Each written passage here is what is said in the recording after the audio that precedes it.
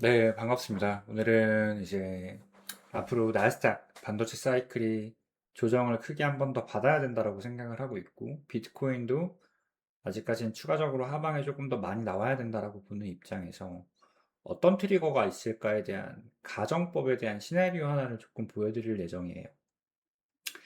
물론 이 방송 같은 경우에는 8월 14일, 지금 오후 2시 19분 금요일입니다, 여러분들. 오늘 날짜로 업로드가 되고 포스팅이 될 건데 일부 공개로 올라갈 거고요. 일단은 제가 먼저 조금 오픈해드리고 싶은 분들한테 오픈해드리고 한 3개월 뒤쯤에 아마 전체 공개로 바뀌지 않을까라는 생각을 하고 있습니다. 제 예상이 맞건 틀리건 전체 공개로 갈 거니까 이거는 뭐 괜히 맞았니 틀렸니를 논하진 않으셨으면 좋겠고, 애초에 맞았니 틀렸니를 논할 필요가 없습니다. 왜냐면 이렇게 된다라고 예측을 하고 매매를 하는 게 아니라, 매매라는 건 이런 시나리오가 있으니 트리거가 발동이 되면 대응을 하고 대비를 하자. 지금은 대비 시나리오를 짜는 거고요. 트리거가 발동이 돼야지만 우린 그렇게 매매를 할 겁니다, 여러분들. 아시겠죠? 그리고 이건 어디까지나 저의 개인적인 뇌피셜이에요. 사실 한 개인이 증시 사이클링을 예측을 한다라는 게 너무 무모해요, 여러분들. 너무 무모하고, 지금 나스닥 같은 경우에도 끝없이 상승을 해왔습니다, 여러분들. 보시는 것처럼 제가 이런 비유를 많이 해요. 우리가 눈을 감고 무작위로 다티를 던졌을 때 상승 국면에 맞을 확률이 훨씬 높다라는 거예요. 진짜 50발을 쏘면 제가 볼 때 49발은 상승 추세에 닿거든요, 이거는. 그래가지고 감히 나스닥이 조정이 나올 거다라고 예상을 하는 게 상당히 무모해요. 무모하고 마이너하고요. 계속 말씀드리지만 모든 증권사나 애널리스트, 매스미디어에서는 뭔가 메인 사이클 조정이 나온다라는 말을 해봐야 이득을 볼 게 없고 틀릴 확률이 더 높습니다. 그리고 그게 커리어의 손실로도 올 수가 있기 때문에 굳이 알고 있어도 굳이 얘기할 필요는 없다라고 저는 생각을 하고 있거든요. 근데 너는 왜 얘기를 하냐라고 하면은 저는 하락이 나올 거다라고 얘기를 하는 게 아니라, 먼저 말씀드리면 하락이 나오면 그건 기회라는 걸 조금 말씀드리고 싶어요. 그래서 여러분들이 포물을 너무 느낄 필요가 없다. 이거는 당연히 투자자 스타일에 따라 다른 건데, 내가 당장 1, 2년 안에 큰 돈을 벌고 싶어 하시는 분들은 어쩔 수 없이 리스크를 지는 행위를 해야 되고 지금 투자를 하셔야겠죠. 근데 나는 내 인생이 길고 지금 당장 나는 시드가 많이 없어도 돼. 나는 조금 더 기회를 기다렸다가 더 확실한 자리에서 승부를 하고 싶어 하시는 분들은 이 방송을 보고 한번 생각을 해보실 필요가 있지 않나 정도에서 가볍게 방송을 찍어보도록 하겠습니다. 이렇게 된다라는 건 절대로 아니에요. 일단은 먼저 제가 지금 거의 글 작성을 다 했는데, 가장 높게 보는 시나리오는 엔캐리 청산이에요. 물론 뭐 AI 캐펙스라든지 뭔가 밸류에이션에 대한 충돌이 일어날 수도 있기는 하겠지만, 확실히 AI나 반도체 사이클은 버블이거나 앞으로 향후 1, 2년 안에 뭔가 크게 망가질 것 같다는 느낌은 전혀 없거든요. 그럼 제가 볼 땐 지정학적인 리스크가 가장 클 것 같은데, 그럼 어떤 인과성을 가진 게 확률이 가장 높을까를 본다면 아마 엔캐리 청산이 가장 높지 않을까라고 보고 있습니다. 사실 엔캐리 청산은 누구나 들어보셨을 거고 여기에 대한 리스크 인지는 다들 되어 있을 거라고 생각을 해요. 근데 실제 개미들은요, 엔캐리 청산이 언제 터지는지 시기를 예측을 할 수가 없습니다, 여러분들. 아, 엔캐리 청산에 대한 리스크는 있지만 그래서 그거 어쩌라고? 언젠데? 아무도 몰라요, 여러분들. 저도 모르고요. 그치만 저는 기술적 분석을 하고 사이클 분석을 하는 사람이기 때문에 아무래도 남들보다 미리 조금 예측을 할 수는 있다. 그 예측이 틀릴지언정 우리가 기준선을 잡아놓을 수 있다라고 얘기를 조금 드리고 싶습니다, 여러분들. 엔캐리 청산이 모르시는 분들도 있을 것 같아가지고 정말 제가 쉽게 설명을 해드릴게요. 일본 같은 경우에는 지금 금리가 상당히 저렴해요, 여러분들. 그래가지고 쉽게 말하면 일본이 하나의 은행이라고 보시면 될 것 같아요. A라는 은행에서 금리 1%대로 돈을 빌려준대. 안 빌릴 필요가 없어요. 그건 무조건 빌려옵니다, 여러분들. 왜냐면요, 아무 자산에나 투자를 하고 은행 예금에 넣어놔도 보통 연 3%는 보장이 되거든요. 그러니까 A라는 은행에서 1%대로 돈을 빌려주는데 B라는 은행에 적금을 넣어놓으면 3%대로 돌려준대요. 그럼 A라는 은행에서 돈을 빌려서 적금을 넣으면 되는 거잖아, B은행에. 그리고 내가 2%의 수익을 본 다음에 다시 A은행한테 갚으면 되는 거예요. 이게 지금 엔캐리 청산에 대한 리스크예요. 무슨 리스크 할 수가 있는데, 쉽게 말하면 엔화에 대한 가치가 내가 돈을 빌릴 때랑 갚을 때가 동일하거나 더 싸면 괜찮은데 엔화의 가치가 여러분들 오를 수가 있죠. 나는 분명히 100엔을 빌렸는데 갚으려고 보니까 지금 그 100엔의 가치가 내가 빌릴 때의 당시에 130엔을 갚아야 되는 리스크가 있는 거예요. 그래가지고 이게 지금 엔캐리 리스크예요. 쉽게 말하면. 근데 사람들이 엔캐리 리스크가 있는 걸 아는데 저는 왜 이걸 우선으로 보는지에 대해서 차트적인 설명을 조금 드리고 싶어요. 제가 이미 차트 분석을 이렇게 끝내놨는데 이거는 잘 안 보이기 때문에 한번 제가 다시 보여드릴 수 있도록 할게요. 여기서 트레이딩 뷰에서 바로 실시간으로 조금 보여드리도록 하겠습니다. 물론 제가 차트 분석하는 모든 걸 보여드릴 수는 없어요. 이거는 조금 이해를 해주시길 바라고 사이클론적으로만 직관적으로만 조금 보여드리도록 하겠습니다, 여러분들. 이게 여러분들이 보시는 달러엔 차트인데 지금 보시면은 2010년도 때 한번 금융위기가 왔었고 계속 올라갔죠. 그리고 2015년을 고점으로 어느 정도 장기간 횡보를 해주고 지금 코로나 쇼크 이후에 지금 다시 한번 6년 동안 계속 상승한 거를 보실 수가 있습니다, 여러분들. 약간 느껴지시나요? 이 상승이? 근데 이게 차트를 오래 보던 사람들한테는 직관적으로 지금 고점 신호가 보이는구나라는 걸 알 수가 있어요. 물론 연장 파동이 항상 가능해요. 먼저 이걸 설명드리기 전에 제가 보고 있는 나스닥 예상 시나리오 두 가지를 보여드릴게요. 나스닥 같은 경우에는 제가 볼 때 사이클 카운팅을 이렇게 했는데 1번이 될 것이냐 2번이 될 것이냐의 차이라고 저는 보고 있거든요. 다른 거는 딱히 안 보입니다, 여러분들. 그러니까 쉽게 말하면은 이게 사이클이 이렇게 올라갈 거냐 이렇게 올라갈 거냐 지금이 피날레 우파동이 아니라 메인 사이클 3-3파동으로 움직이냐 아니면 지금이 피날레 우파동이냐 굳이 패턴학적으로 측정을 하면 전 두 가지 정도가 나온다라고 보고 있는데 이거 아니면 이거거든요, 정말. 근데 안 그래도 8월 14일 날 지금 갑자기 캠은 조금 끄도록 하겠습니다. 안 되겠다. 이 캠이 오토라서 이게 깜짝 놀랐네. 캠은 조금 끄도록 할게요. 양해 부탁드립니다, 여러분. 오랜만에 캠 방송을 조금 하고 싶었는데 갑자기 얼굴이 줌이 돼 버렸네. 제가 셋업 할 줄을 몰라가지고 제가 방송에 진심인 사람은 아니었어요. 근데 그래도 호응이 잘 나오고 여러분들이 시청을 잘해주시면 방송에 어느 정도 좀 진심이 되지 않을까. 그럼 제 노하우를 하나씩 더 풀 텐데 말이죠. 이런 것도 제 노하우예요. 제가 지금 여러분들한테 제 인사이트를 어찌됐건 공유를 해드리고 있는 것도 저는 정말 큰 노하우라고 생각을 합니다. 이렇게 되지 않을지라도 이렇게 시장을 볼 수 있구나라는 거에 대해서 조금 인지를 하셔도 좋지 않을까. 아무튼 결과론적으로 말씀드리면 이렇게 카운팅을 볼 수가 있다고 생각을 하는데 1번이 2번보다는 조금 높은 확률로 보여지는데 어제 이제 매크로 지표가 조금 좋게 나왔어요. 그래서 하반기 금리 인상은 조금 힘들어 보인다. 시장 상황이 좋다는 식으로 나와서 오늘도 카카오톡방에서 질문을 받았습니다.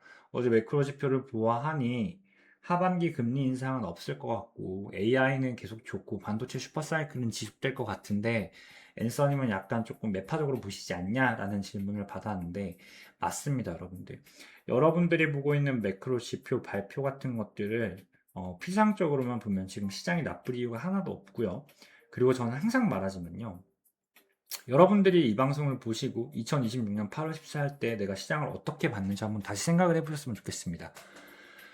분명히 지금 큰 리스크는 안 보여요. 제가 봐도 안 보이거든요. 뭐 조정도 벌써 한번 나왔겠다. 뭐 코스피로 보여드리면 제가 코스피 같은 경우에서도 이제 7,500 레인지부터는 굳이 여기는 노트레이딩 존으로 가져가야 된다. 여기선 피날레가 한번 나오고 여기서 30에서 40% 정도의 조정은 한번 나올 거다. 이 조정을 반드시 확인하고 차라리 매매를 하는 게 낫지 않겠냐라고 말씀을 드렸어요. 코스피 6,000 언더부터 충분히 사볼 만하다라고 말씀드렸고 정확히 6,000 언더에서 너무 밸류 있게 반등이 나와주고 있습니다. 그래가지고 이 상태로 보면은 사이클에 대한 조정 하나 나왔네. 앞으로 공기 다시 계속 날라가겠네라고 생각을 할 수가 있거든요, 여러분들. 근데 제가 봐도 이런 식으로 예상을 할 수가 있기는 한데 그러면 이렇게 된다면 아마 나스닥도 제가 지금 약간 2번 카운팅으로 갈 것 같아요, 여러분들. 2번 카운팅으로 가는 게 맞겠네요. 이렇게 갈 건데 제 생각에는 1번으로 갈지 2번으로 갈지는 모르겠지만 지금 1번에 대한 프레셔가 저한테는 조금 더 가깝게 옵니다. 그래서 여러분들 고점 예측이라는 건요, 일반적인 투자자분들이 사실상 할 수가 없습니다. 차트를 본다고 차트대로 가냐라고 물어보면 차트대로 안 가요, 여러분들. 차트대로 갈 확률이 50%가 안 됩니다. 정확하게. 그치만 우리는 차트에 대한 모멘텀과 사이클링을 보고 어느 정도 시나리오에 대한 셋업을 할 수가 있고 그 시나리오를 세운다는 것 자체가 대비 전략을 세운다는 거거든요, 여러분들. 막말로 지금 한 번 더 올라갈 것 같아가지고 최근에 우리가 뭐 매수를 여기서 조정이 나왔을 때 했다라고 가정을 하겠습니다. 그래서 코스피 6천 당시에 매매를 했다라고 치자. 자, 이미 샀잖아. 여기서만 안 사면 돼요, 제가 볼 때. 근데 시장이 계속 상승으로 가면 팔아야 될 이유를 못 느끼기 때문에 홀딩하면 되거든. 근데 한 번 더 고점갱신을 하고 꺾이는 게 보이는데 그 하락이 조금 빠른다. 가차없이 떠나야 된다고 저는 생각을 하고 있습니다. 왜냐하면 우리에겐 하락 시나리오가 있기 때문에 그래요. 근데 항상 말하죠. 뉴스는요, 여러분들. 고점에선 악재가 안 나와요. 바닥에선 호재가 안 나옵니다, 여러분들. 이걸 아셔야 돼요.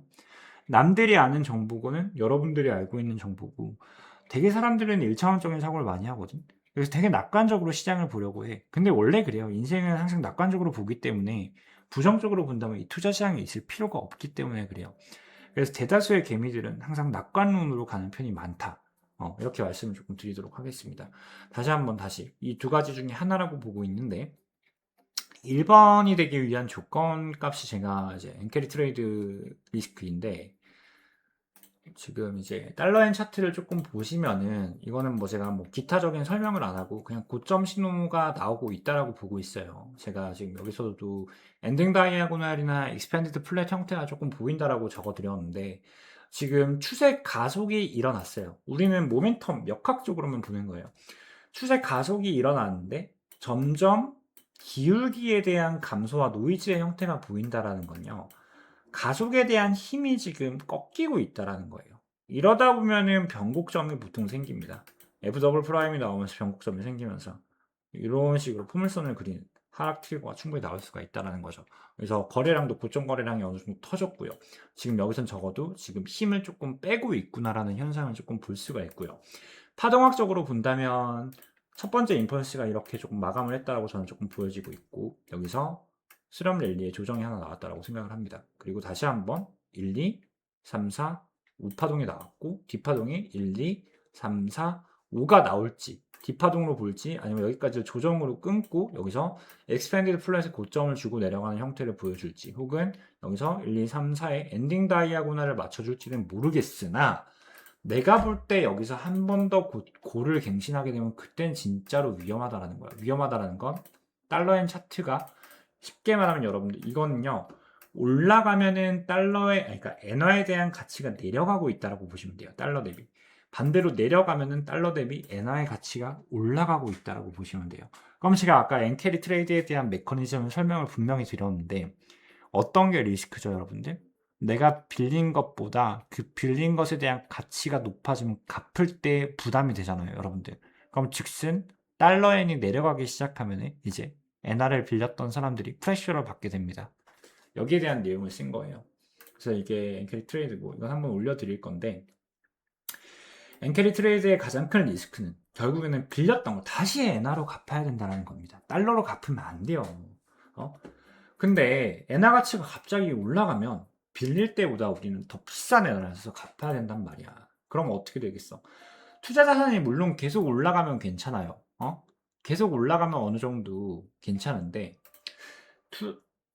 투자 자산이 오르는 거에 비해 내가 투자한 거에 비해 엔화의 가치가 올라가기 시작하면 어떻게 되죠, 여러분들? 투자자들은 위험하다라고 판단을 하고 포션을 줄입니다. 내가 가지고 있는 자산을 매도를 하고 달러를 엔화로 바꾼 다음에 엔화를 갚습니다. 이게 엔캐리 리스크예요, 여러분들. 그래서 엔캐리 청산 같은 경우에는 시장이 좋을 때는 잘 안 보입니다, 여러분들. 시장이 좋으면 지금 AI 슈퍼사이클을 타고 나스닥과 코스피가 엄청 많이 올랐어요. 하이닉스가 15배가 올랐습니다, 여러분들. 이럴 때는 별로 엔캐리에 대한 리스크에 대한 자각을 못해요, 여러분들. 왜냐면은 내가 지금 싸게 사서 빌린 돈이 계속 수익이 나고 있으니까 별로 신경을 안 씁니다. 그치만 미뤄왔던 승부는 언젠간 더 안 좋은 상황과 겹쳐진 상태로 직면을 하게 된다. 무슨 말인지 이해를 하셨죠? 그래가지고 결국에는 우리가 갖고 있는 위험 자산을 팔고 다시 엔화를 갚는 데 씁니다, 여러분들. 위험 자산을 팔게 되기 때문에 우리는 이제 증시 같은 것들이 하락으로 작용이 될 수가 있는 거예요. 근데 지금 달러엔 차트를 보면 제가 볼 때는 한 번 더 올렸을 때는 이제 피날레가 나올 수 있다라고 보여지는 지점이 옵니다. 제가 항상 차트 분석할 때 경고 드리는 게 있어요, 여러분들. 트리플 고점을 조심하자. 트리플 고점은 보통은 피날레다, 여러분들. 물론 트리플 고점의 상단 트렌드 라인 위로 분출하면 이거는 가속 조정 후에 더 큰 상승을 만들어내는 거예요. 근데 미안한데 지금 달러엔이 상승하면 미국도 부담이 큽니다, 여러분들. 왜냐면은 지금 미국 국채를 가장 많이 갖고 있는 게 일본인데 이러면은 미국 국채에 대한 리스크가 온이 될 수밖에 없습니다. 일본 측에서는 미국 국채를 매도를 하기 시작을 할 거고 이것도 미국한테 큰 리스크로 직면을 하거든요. 그래서 지금 이제 미국도 이제 달러를 그러니까 엔화를 조금 사들이기 시작을 했죠, 여러분들. 그래서 1차 트리거가 지금 거시적으로 보여요. 지금 미국 쪽에서도 이제 엔화를 조금 사들이면서 이 상방 수비를 막으려고 하고 있는데 미국 입장에서는 이도저도 못하는 형태가 완성된다. 그러니까 미국은 쉽게 말하면 올라도 문제고 내려도 문제예요. 미국 입장에서 아니 전 세계 입장에서는 이제 엔화를 빌리는 입장에서는 스테이 해주는 게 가장 좋습니다, 여러분들. 근데 결과론적으로 말씀드리면은 지금 여러분들은 일반인 분들 같은 경우에는 일단은 선형 차트로 보기 때문에 레이셔에 대한 비율도 셋업을 못할 거라고 생각을 하고 있습니다. 물론 1.618에 황금 피보나치 밸류가 있기는 하죠. 그렇지만 로그 차트로 레이셔를 봤을 때 이제 한 번 더 추가 상승이 나왔을 때 익스텐션 레벨을 찍으면서 이제 여기서부터는 한 개 파동에 종착을 하기가 딱 좋다. 한 파동, 두 파동, 세 파동 조정. 여기에 대한 조정이 나오면 어디까지 빠질 수 있냐를 보는데 파동 카운팅을 어떻게 하냐에 따르지만 저는 여기를 4파동으로 보는 거에 대해서는 이견이 없어요. 근데 보통 엔딩 다이아고날이거나 트리플 고점을 형성을 하게 된다면 4파동의 입구까지 조정을 주는 게 가장 티피컬합니다, 여러분들. 그래서 코스피 같은 경우에도 한번 보여드리면 제가 코스피 같은 경우에도 여기까지 조정을 주는 게 가장 티피컬하다. 하나, 둘, 셋, 넷, 다섯 개 혹은 하나, 둘, 셋, 넷, 다섯 개가 됐던 여기까지는 조정을 줄 거라는데 여기까지 조정을 줬죠. 마찬가지예요, 여러분들. 그래서 빠지게 되면 저기 입구까지 사파동의 시작점까지 아주 빠르게 조정을 줄 수가 있는데 이렇게 되면 이제 엔캐리 청산이 충분히 나올 수가 있습니다, 여러분들. 그러면은 우리는 이렇게 가정을 해놓고 이렇게 될 거다라고 말을 하는 게 아니야. 지금 달러엔이 한 번 더 고점 행진을 하게 되면 이때부터는 크게 조정을 할 수가 있으니까 우리가 조금 주의 깊게 볼 필요가 있다를 열어두는 거예요, 여러분들.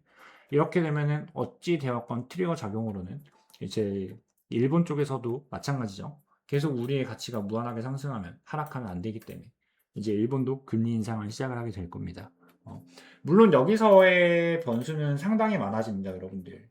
단순히 뭐 금리 차에 대한 문제도 조금 봐야 되고 우리가 지금 볼 수 있는 게 되게 많은데 뭐가 됐든 좋을 게 없어요, 여러분들. 일본 금리가 상승을 하고 미국 금리가 상승을 하면은 진짜로 유동성 긴축이기 때문에 힘들어지는 건 똑같고 여러분들 미국 금리가 일본 금리보다 더 세게 올라도 이거는 힘들어지죠, 여러분들. 미국 금리 쇼크형 조정이 나올 수가 있고요. 마찬가지고 일본 금리가 미국보다 더 빠르게 올라도 엔캐리 청산에 대한 리스크가 더 커지기 때문에 위험해요. 둘 다 빠르게 오르면은 그냥 글로벌 리스크로 갈 수밖에 없습니다. 어찌됐건 금리차가 축소가 된다 해도 엔화에 대한 리스크 때문에 엔화를 갚아야 되기 때문에 이제 투자한 증시는 처분을 할 수밖에 없는 메커니즘으로 작용할 수밖에 없다. 그래서 지금 이게 피하기가 제가 볼 때 조금 힘들어요, 여러분들. 무슨 말인지 알겠어요? 힘들다고. 그러다 보니까 지금 제가 볼 때는 이 엔캐리 리스크가 가장 크지 않을까라는 생각을 하고 있습니다. 그래서 그럼 우리가 셋업을 해야 될 거는 뭐냐면 그냥 엔캐리가 한 번 더 신고가 갱신을 하고 엔캐리란다. 달러엔이 한 번 더 신고가 갱신을 하고 동시에 나스닥이 한 번 더 신고가 갱신을 했는데 여기서 혹시라도 피레침을 만드는 캔들이 주봉 레벨에서 형성이 된다라고 한다면 이건 엔캐리 리스크가 온이 됐다라고 봐주시면 될 것 같아요. 그럼 대응을 하겠죠. 대응을 한다라는 건 여기서 무지성 희망 회로를 돌리는 게 아니라 부분익절 50% 이상의 엑싯을 하고 우리는 조정을 기다립니다, 여러분들. 무슨 말인지 이해하셨죠? 동시에 제가 엔비디아랑 구글 차트도 올려드렸는데 나스닥만 보면 순수 카운팅이 잘 안 됩니다. 근데 지금 구글 카운팅도 제가 해드렸고 엔비디아도 어느 정도 세경을 만들고 있기 때문에 피날레의 조짐이 보여지고 있습니다. 그래서 이런 모든 복잡계 과정을 봤을 때 아마 나스닥이 지금 3-3파 연장으로 올라가는 건 조금 버겁지 않을까라는 생각을 하고 있어요. 물론 구글 같은 경우에서도 우파동 엔딩 다이아고날의 연장 파동을 만들어줄 수가 있기는 한데 중요한 건 그거예요. 우파동 연장 엔딩 다이아고날이 나온다 할지라도 이게 가격적으로 밸류 있게 올라가지가 않습니다. 기간적으로 하락을 늦출 뿐이지 플럭추에이션이 강하면서 가격은 천천히 우상향을 하게 돼요. 위아래 흔들면서요. 결국엔 일반인들이 트레이딩하는 영역이 아니다라고 저는 조금 말씀드리고 싶어요. 뭐가 됐든 이런 복잡계로 봤을 때 피날레가 어느 정도 그려지고 예상이 되고 있기 때문에 우리는 이 리스크를 열어둬야 된다. 그래서 사실 이게 트레이더들 입장에서는 그렇게 어려운 분석이 아니라 그냥 당연한 거거든요. 근데 우린 이거를 셋업을 해두고 살아가고 있지만 여러분들은 이미 제 방송을 보고 있다는 건 전문가는 아닐 거예요. 미안하지만 전문가는 제 방송을 안 보겠죠. 트레이더들이 항상 말하죠. 본인 쪼가 있어가지고 뭐 남의 방송 기웃거리고 그런 거 안 합니다. 그냥 본인 말이 다 맞아. 좀 이런 게 있어요, 여러분들. 일단 제 방송을 보고 있다라는 건 여러분들은 일반 투자자라고 가정을 하겠습니다. 여러분들은 여러분들만의 전문 분야가 있죠. 이거는 저희의 전문 분야죠. 그러니까 우리 쪽에서는 사실 어려운 건 아닌데 일반인 투자자들은요 뉴스를 보고 매매를 하고 매크로 지표에 목숨을 걸어요, 여러분들. 음? 그거를 보고 시장을 예측을 해. 그리고 본인들이 미안한데 조금 잘한다라고 생각을 할 수도 있어. 근데 여러분들 제가 항상 말하죠. 누구나 아는 정보는 실효성이 없습니다. 누구나 아는 정보는 실효성이 없고 여러분들이 뉴스나 매스미디어에서 떠들어주는 걸 문자 그대로 의심 없이 받아들인다면 그거를 가공하지 않고 그냥 저렇게 되겠구나. 피상적으로만 본다면 그 데이터에 대한 가치는 떨어지고 의미가 없다. 모두 거기에 낚여서 물려요, 여러분들. 너무 나이브한 생각이에요. 그냥 그걸 굳이 그대로 받아들이는 건. 그렇기 때문에 여러분들은 시장에 대한 의심을 한번 더 품어볼만 하고 리스크의 자리가 어딘지 체킹을 해놓을 필요가 있습니다. 근데 제가 봐도 그래요. 제가 봐도 시장에 대한 충격이 나올 만한 게 뭐가 있을까요? 제가 볼 때 별로 없거든요. 근데 저런 게 있으니까 항상 여러분들 악재는요 예상하지 못한 곳에서 터져요. 그거를 예상할 수 있으면 악재가 아닙니다. 예상할 수 있으면 대비를 하겠죠. 모두가 대비하는 시장은 세상에 존재하지 않습니다. 무슨 말인지 이해하셨죠? 자, 동시에 비트코인 바닥이 지금이라고 보지 않는 이유도 마찬가지입니다. 비트코인의 슈퍼 레인보우 사이클, 로그 차트 슈퍼 트렌드 라인이라고 보시면 될 것 같아요. 이거는 뭐 단순히 보기 쉽게 만들어 놓은 것도 있는데 이 보라색 하단 트렌드 라인은 정말로 중요한 소프트 레인지입니다, 여러분들. 지금 비트코인이 바닥이 거의 다 나왔다. 55K 언더, 55K 위에선 바닥에 나왔고 비트코인 4년 주기 사이클에 의하면 26년도 9월엔 바닥을 찍어야 된다고 보시는 분들이 많겠지만 저 역시나 한 이 당시까지만 해도 저는 여러분들 차트 고점을 여기로 정확히 예측을 하고 못해도 60K까지는 내려올 거다라고 정확히 맞춘 사람이에요. 60K에서 신고를 못 올리면 저는 40K를 본다라고 말한 사람입니다, 여러분들. 여기에 대해서는 내가 더 이상 얘기 안 해도 되겠지. 그냥 너무 순수하게 저도 그냥 늘 그래 왔기 때문에 그냥 25년 9월 24일 올려드렸죠. 여기까지 조정 나올 거라고. 올려드렸죠. 이렇게 보고 있는데 이게 문제는 저도 슈퍼사이클링을 깨는지 몰랐거든요. 근데 다시 보니까 깨더라고. 근데 깨게 되면은 여기서 조정이 조금 길어질 수는 있겠다는 생각이 드는 거예요. 그 부분이 있기는 한데 결과적으로 저런 리스크가 있고 만약에 엔캐리 청산에 대한 트리거가 발동이 되면서 나스닥이 피날레를 맞고 한다면 증시 전체 시장에 대한 조정은 어쩔 수가 없습니다. 어쩔 수가 없어요, 여러분들. 그렇기 때문에 비트코인도 하락으로 갈 수밖에 없다예요, 여러분들. 무슨 말인지 알겠지? 근데 제 생각에는 그래요. 그래도 그나마 비트코인이 제일 괜찮아요. 비트코인이 제일 괜찮은 게 뭐냐면 여러분들 쉽게 말하면은 대다수의 사람들은 지금 비트코인에 투자를 안 하고 있다라는 게 핵심 포인트예요, 여러분들. 음? 비트코인에 투자를 안 하고 있잖아. 그러니까 비트코인은 이미 조정을 맞을 대로 맞았단 말이야, 얘는. 근데 지금 나스닥이나 코스피나 다른 증시 사이클링은 지금 고점에서 놀고 있죠. 비트코인은 이만큼 빠져 있고 이미. 자, 그러면은 여기서 돈이 더 빠진다라고 해서 비트코인에 있는 돈이 더 빠질까? 여기에 있는 돈이 더 빠질까? 애초에 사람들은 비트코인에 투자를 하지 않았다고. 비트코인에 투자한 사람들보다 여기에 투자한 사람들이 더 많다고. 그러면은 나스닥과 증시가 조정을 받을 때 비트코인이 조정받는 사이즈는 다소 적을 수 있다라는 걸 말하고 싶은 거예요. 물론 지금 비트코인과 기술주의 상관계수는 0.5 이상을 기록을 하고 있기 때문에 디커플링이 난다라는 얘기는 아니지만 하락폭에 있어서 그나마 안정적인 건 비트코인일 거고 나스닥이나 코스피 뭐 어떠한 이제 증시가 조정을 맞고 첫 번째 추세를 깨게 되면요. 이건 다시 한번 올라가는 데까지는 시간이 더 오래 걸립니다. 더 오래 걸리기 때문에 나스닥이 1차 조정을 한다라고 가정을 하면 비트코인은 마지막 조정이라는 거예요. 반등을 해주면 비트코인은 크게 반등을 할 거고 나스닥이 한 번 더 마지막 2차 조정을 줄 때 비트코인도 조정을 주겠죠. 그렇지만 신저점 갱신은 없을 거다라고 저는 개인적으로 생각을 조금 하고 있습니다. 그래서 이게 제가 보는 내러티브 분리예요. 계속 얘기해 드렸던 거를 한 번 더 정리를 해준다라고 생각을 해주면 될 것 같고 물론 이 트리거가 이게 무조건 된다라는 게 아니에요, 여러분들. 차트 분석을 이제는 알 것 같아. 나랑 함께한 시간이 있다면 기술적 트레이딩이 뭔지 드디어 이제 이해를 했을 것 같아. 이거를 알아야 여러분들이 올바른 방법으로, 올바른 방향으로 차트 공부를 할 수가 있어요. 근데 대다수의 분들은 정답을 맞추려고 차트 분석 공부를 하니까 망하는 거예요. 우리는 항상 이프문으로 항상 대응을 하고 대비를 한다는 거예요. 그럼 우리가 지금 봐야 될 거는 뭐 여러 가지가 있어요, 여러분들. 볼 게 너무 많지만 그냥 여러분들이 쉽게 보기 위해서는요. 그냥 일단은 달러엔을 조금 봐주시면 될 것 같아요. 달러엔이 170에서 180에 들어갔을 때 여기서 나올 수 있는 조정은 상당히 위협적이다라는 걸 볼 수가 있을 것 같아요. 무슨 말인지 알겠죠? 물론 여기를 찍고 혹은 여기서 그냥 장기간 횡보를 해주면 괜찮기는 해. 횡보해주면 이 엔캐리에 대한 리스크는 별로 그렇게 크지 않아요, 여러분들. 여기서 횡보를 해준다면 말이죠. 근데 보통 고점을 찍고 오랜 시간 횡보는 안 나옵니다, 여러분들. 뭐 하여튼 한 번에 큰 쇼크는 주고 횡보가 나오지 차트 사이클에서는 그렇게 적용이 잘 안 되는 편이에요. 자, 근데 이거를 일반인들이 볼 수 있냐? 못 봅니다, 여러분들. 인사이트는 있어도 타이밍을 못 맞춘다 이거야. 근데 저는 이게 곧일 것 같아요. 그러니까 여기를 일단 체크를 해놓고 여기서 주봉 이상의 꼬리가 달린다면 야 이거는 여기까지 조정해 나올 수 있고 연쇄 반응이 시장에 올 수 있겠구나 정도만 열어두시면 될 것 같아요. 자 그럼 다시 한번 말하지만 내 말은 조정이 100% 나온다라는 게 아니야. 그렇지만 한 번 더 고점을 찍으면 분명히 여기서는 위험하기 때문에 시장을 팔로우를 할 필요가 있다. 주의 깊게. 올라가는 찰나에 마찬가지 나스닥이 신고가를 가는 찰나에 팔 필요는 없겠죠. 뭐가 됐든. 물론 나스닥에 혹은 증시에 코인에 매수 매도를 추천하는 방송은 절대 아니라는 거. 모든 투자에 대한 투자 책임은 본인에게 있고 이 방송은 여러분들의 교육용으로 사용되기를 바랍니다. 한 번 더 올라간다고 끝이 아니라 여기서 떨어지게 된다면 이때부터는 리스크온이라고 빠르게 내려가기 시작하면 무슨 말인지 알겠지? 일단 요거만 좀 체크를 해놓으면 될 것 같아요, 여러분들.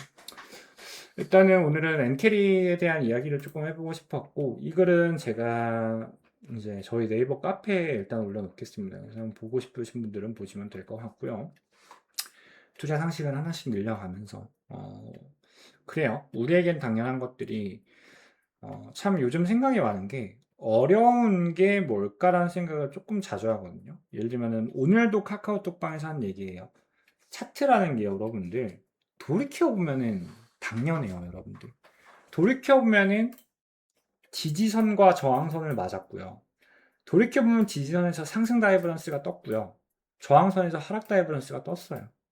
그래서 돌이켜보면 당연히 저긴 저항이었기 때문에 여긴 지지였기 때문에가 되는데 이게 결과가 나왔으니까 이렇게 된 거죠, 여러분들. 실제로는 이 당시에 들어가면 여기서 상다가 뜰지 안 뜰지 모르고 지지를 받을지 안 받을지 몰라요. 상다가 뜨는 척 하다가 상다를 없애고 지지를 뚫을 때도 많고요. 반대도 많습니다. 그래서 항상 인생은 과거를 돌아보면 쉽다. 그렇지만 지금 당장 예측하는 건 조금 어렵다. 이게 인생인 것 같아요. 저 역시나 요즘 제가 살면서 해온 것들을 돌이켜보면은 이게 왜 안 되지? 이걸 왜 못하나? 저걸 왜 못하나? 이런 생각을 할 때가 조금 많은데 생각해보면은 개구리 올챙이 시절 기억 못한다고. 저도 처음부터 잘했겠습니까? 차트를 말하는 게 아니에요. 그냥 일상 영역적인 부분에 대해서 못하는 것들을 보면서 왜 못하지? 어렵나 이게? 그 정도 했으면 이 정도 해야 되는 거 아닌가? 좀 이런 생각이 좀 제가 많은데 그런 것 같아요. 역시나 과거는 돌이켜보면 쉽고 내가 잘하게 되면은 쉬운 거예요. 그런 것 같습니다. 아무튼 조금 다른 얘기를 잠깐 해봤는데 아무튼 이거 엔캐리 리스크 있으니까 이것만 우리가 체킹 해놓자. 그러니까 수많은 하락 트리거는 많아요. 그 중에 엔캐리 청산 리스크가 지금 가까이 온 것 같으니까 우리는 그럼 매매를 할 때 어떻게 한다? 이 리스크가 있기 때문에 이거를 조금 체킹을 하면서 시장 상황을 보자. 이렇게 보면 될 것 같고 그리고 요거는 저는 여러분들이 정말로 저를 만나서 조금 도움이 됐으면 좋겠다는 생각을 하고 있는데 처음에 말한 거 있잖아요, 여러분들. 시장은요, 기다리면 결국에는 돈을 벌게 해줘요. 어, 반대로 바꿔볼게요. 28년, 지금 26년이잖아, 그치? 27년, 28년, 29년, 30년. 여러분들, 이 중에 큰 조정 한번 안 나올까요? 라고 물어보면 100명 중에 90명은 나온다라고 할 거예요. 이 중에. 근데 야, 당장 26, 27년에 큰 조정 나올까요? 라고 한다면 100명 중에 50명 이상은 글쎄요. 혹은 90명 이상은 이거는 모르겠다라고 말을 해요, 여러분들. 우리는 여기서 조금 더 미분학적인 생각을 해볼 필요가 있다라는 거야. 인생에서요, 실패하는 가장 큰 이유는 항상 저는 조급함이라고 생각을 해요. 제가 항상 리스크 관리 교육을 할 때 3, 4년 전 글부터 말하던 게 생각해보면은 돌이켜보면 다 할 수 있었던 것들이야. 정말로 저는 뭐 사법고시, 뭐 그 정도 아니면은 인간이 노력하면 어느 정도 손 뻗으면 다 된다라고 생각을 해요. 처음이 어렵지 메커니즘이랑 알고리즘을 풀고 나면은 결국엔 숙련이라고 생각을 하거든요. 가령 더 쉬운 레벨에서 운동을 하는 거. 아니 일주일에 1시간씩 주 4회만 하면은 여러분들 주 4회만 3년을 해요. 3년 이상을 하면 아마추어 레벨에서 프로 레벨로 가고 리스펙을 받게 된다고. 모든 분야가 이렇다고. 말하자. 하루에 영어 공부 2시간씩 3년을 해요. 이건 프로가 됩니다, 여러분들. 진짜로. 마찬가지야. 모든 게 그래. 차트 공부 하루에 2시간씩 3년을 해봐. 프로가 된다니까. 프로? 모르겠어. 그러니까 나보단 잘하게 될 수 있을 것 같아. 결론적으로 말하면 돈 버는 것도 마찬가지야. 자꾸 하루아침에 벌라고 하니까 망하는 거야, 여러분들. 하루아침에 벌라고 하니까. 시간을 오래 주라니까. 응? 저는 이후에를 군대 있을 때 했거든요. 저는 군복무를 730일을 했는데 마지막 저녁자 회식 때 이 꼰대 기질 어딜 가잖아 그런 말 했습니다. 돌이켜보면 군 생활이 힘들었기도 했지만 내가 하루에 30분씩만 한 가지를 했더라면 한 진급을 할 때마다 내가 무언가를 더 잘하게 됐을 텐데 이거를 조금 못한 게 아쉽다라고 말을 하고 나온 것 같아요. 마찬가지인 것 같아요. 돈 버는 것도 다를 게 없어요, 여러분들. 기다리고 기다리다 보면은 결국 기회는 와요. 조정이 26년에 올지 27년에 올지 28년에 올지 29년에 올지 몰라요, 우리는. 그치만 조정은 기다리면 온다니까. 어? 그러면 그 기다렸을 때 조정이 왔을 때 담잖아? 물론 모든 주식이 리커버리가 되진 않아요. 근데 못해도 매그니피센트 세븐이라든지 주요 종목 섹터들에 대해서 메이저주를 매수를 하면 분명히 리커버리는 나오거든요. 그럼 보통 플러스 50% 이상을 먹어요. 30% 조정을 주면. 이 사이클의 패턴은 항상 있다니까. 근데 개미들의 98.5%는 돈을 못 번다라고 해요. 이거를 못 기다리니까. 혹은 여기에 대한 인지가 없으니까. 근데 여러분들은 이미 여기에 대한 인지가 기저에 있을 거라고 생각을 합니다. 그러면은 조급해하지 마. 기다리면 자리는 준다니까. 그게 비트코인이 됐건, 나스닥이 됐건, 코스피가 됐건, 골드가 됐건, 아니면은 엔화가 됐건. 이제 엔화는 슬슬 매수 포인트에 온다고 저는 좀 생각을 하고 있어서 실제로 이제 치환을 조금 할 예정이긴 합니다. 근데 결론적으로 기다리라고. 그냥 저는 그렇게 생각을 해요. 이미 많이 올랐는데, 이미 이렇게 많이 올랐는데, 우리가 사이클의 시작점에서 출발을 하지 못했는데, 왜 마지막 피날레 파동이라고 간주가 되는 구간에서 굳이 매매를 하려다가 돈을 잃을까라는 생각을 해요. 여기서 조금 더 나아가서 제가 선물 트레이딩 하시는 분들한테 특히나 말씀을 많이 드린 게 있어요. 이거는 저희 일지방 분들은 확실히 이제는 파악을 하셨을 건데 트레이딩이라는 게 여러분들 차트 분석을 아무리 잘하고 기대값 우회적인 트레이딩을 해도 이렇게 자산이 증식되지 않아요. 이 Y는 X보다도 못한 기울기를 만들지도 않고 그냥 뭔가 여기에서 확률 분포를 할 거다라고 생각을 한단 말이야 보통 자산 증식이 되는 것 자체가 이거 자체가 패착이야 여러분들. 그럼 계단식으로 가냐? 그것도 아니에요 여러분들. 이렇게 되면 쉽다니까. 아니 이렇게 되는 게 있다면 인생이 쉬워요 여러분들. 근데 실제로 인생에서 그 어떤 것도 노력을 하면 이렇게 증가하지 않아요. 처음이 가장 어려워요. 처음에 관성궤도와 습관을 맞추는데 가장 어렵고요. 한번 분출이 나면 처음엔 초심자의 행운 아무것도 모르기 때문에 많이 올라갑니다 여러분들. 근데 보통 이때 우쭐해서 다 망해요. 모든 분야가 그래요. 트레이딩뿐만 아니라. 자, 그래서 트레이딩은 실제로 어떻게 되냐? 처음에 힘들다가 한번 점프를 뛰어. 그럼 여기서 오만함이 생겨서 이때부터 행복회를 돌려서 이렇게 자산이 갈 거라고 생각을 해. 혹은 이 정도로 자산이 갈 거라고 생각을 해. 실제로 이 기울기를 맞춰주지 않습니다 여러분들. 실제로는요. 버티다가 올라갔다가 조정을 크게 받아요. 그리고 다시 여기서 요동을 쳐요. 그러다가 버티다 올라가요. 그럼 다시 요동을 쳐요. 물론 너무 내려가면 이제 이건 MDD의 문제이기 때문에 이건 아니지만 대략적으로 아무튼 이런 식의 기울기를 경험을 한단 말이야. 그래서 내가 디스코드에도 적어드렸지만 여러분들 잊지 마세요. 트레이딩이라는 건 이 과정을 버텨내는 거야. 자산이 버티다 보면 한번 운이 맞으면 올라가거든. 타점이 맞아서 기대가가 엄청난 우위 자리에 들어갔을 때 여기서부터 저는 잽을 엄청 많이 날려요. 여기서도 잽을 존나 날리는 거야. 잽을 날리다 보면은 기회가 나. 혹은 카운터를 날릴 기회가 온단 말이야. 훅어퍼를 던질 수 있단 말이야. 그래서 정빵을 맞아가지고 내가 올라갔어. 여기서부터 잽을 겁나 던져. 근데 그 잽이 안 맞을 확률이 높아요, 여러분들. 그래서 체력을 깎아먹을 확률이 높단 말이야. 근데 그러다 보면 또 기회가 와서 올라간단 말이야. 어? 그리고 또 마찬가지 이렇게 돼요. 그리고 또 기회가 왔을 때 올라가는 척 하다가 못 올라가고 이러다가 또 한 번 더 내렸다가 올라가거나 이런 식이야. 근데 보통 선물 트레이딩 하시는 분들, 투자하시는 분들은 이 과정을 못 버텨. 응? 이 과정에서 우리의 원리 원칙을 깨버리는 경우가 너무 많고 인간이라는 건 리스크에 직면하면 원래 더 높은 리스크를 찾아가기 마련입니다, 여러분들. 내가 벌었던 건 생각을 안 하고 여기서 내 자산에 대한 스냅샷이 찍히니까 잃었다라는 생각을 한단 말이야. 더 큰 리스크에 베팅을 하고 원칙을 안 지킨다. 그럼 이렇게 되는 거야. 보통 이렇게 돼요, 여러분들. 그러니까 흔들릴지언정 침몰하지 않거든. 잽을 날리면서 약간의 손실들이 있다 하더라도 이거를 버티면 돼요. 물론 이 자체가 올바른 방향의 기대값 셋업이어야 돼요. 여러분들 멋대로 셋업하시고 들어가는 건 안 돼요. 그치만 적어도 숙련자가 하는 셋업에 대해서는 혹은 본인이 공부를 오래 해서 본인만의 승률 35% 이상의 셋업 자리가 나온다면 버티다 보면 올라가는 구간들이 올 거예요. 물론 이게 계속되진 않아요, 여러분들. 이게 약간 진짜 그랜드 사이클 같아요. 실제로 어떻게 되냐면 그래도 이 최소한의 이 폭을 지켜주는 상태로 올라가다가 또 여기서 크게 충격을 받아요. 보통 이 과정을 버틴다 해도 여기서 맛이 가. 분명히 난 여기서 여기까지 올라왔는데 그래서 또 이렇게 돼요. 그러니까 이게 또 프랙탈이야. 또 엘리어트 파동 같지? 이 지구 자연계는 다 프랙탈인가 봐. 어? 또 여기서 한번 크게 잃을 때가 분명히 올 거예요, 여러분들. 아무리 손익비 트레이딩을 한다라고 하고 그러다 보면 또 여기서 맛이 가. 또 이 과정을 버텨야 돼요, 여러분들. 버티다 보면은 또 올라가요. 무슨 말인지 알겠어? 선물 트레이딩뿐만 아니라 여러분들의 투자 인생이 이럴 겁니다, 여러분들. 어? 이 과정을 못 버티고 포물을 일으켜서 고점 매수를 한다. 혹은 내가 한 번만 더 먹자라고 욕심을 내는 순간 우린 이렇게 된다. 그래서 시장이 아무리 올라가도 돈 버는 개미가 없는 거예요. 다들 알고 있잖아, 그지? 어? 다 알고 있는데 우린 망각을 하고 산단 말이야. 한 번 더 인지를 하셨으면 좋겠고 오늘은 그냥 재미로 보는 엔캐리 트레이드에 대한 리스크 그리고 엔캐리 청산에 대한 앞으로 26년도 하반기 리스크, 27년도 상반기 리스크를 열어둘 수가 있다. 재미로만 보세요, 여러분들. 이렇게 된다라는 게 아니에요. 이 부분입니다, 항상. 오늘 방송은 여기서 마치도록 하겠습니다. 감사합니다.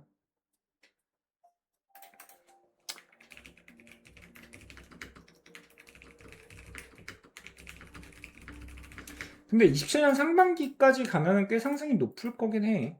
아, 또 하나 말할게. 투자하지 말라는 건 아니야. 실제로 우리가 위로 가건 아래로 가건 내 말이 너무 많지. 스탑로스에 대한 셋업을 할 수 있으면은 우파동이라도 매매를 하죠, 여러분들. 근데 스탑로스에 대한 셋업을 일반 투자자가 할 수 있을까? 변곡점에 대한 셋업을 할 수 있을까? 뱅크롤 매니지먼트를 할 수 있을까에 대한 우려감을 표시를 한다면 그냥 충분히 조심할 필요가 있다는 걸 말할 뿐이야. 알겠죠?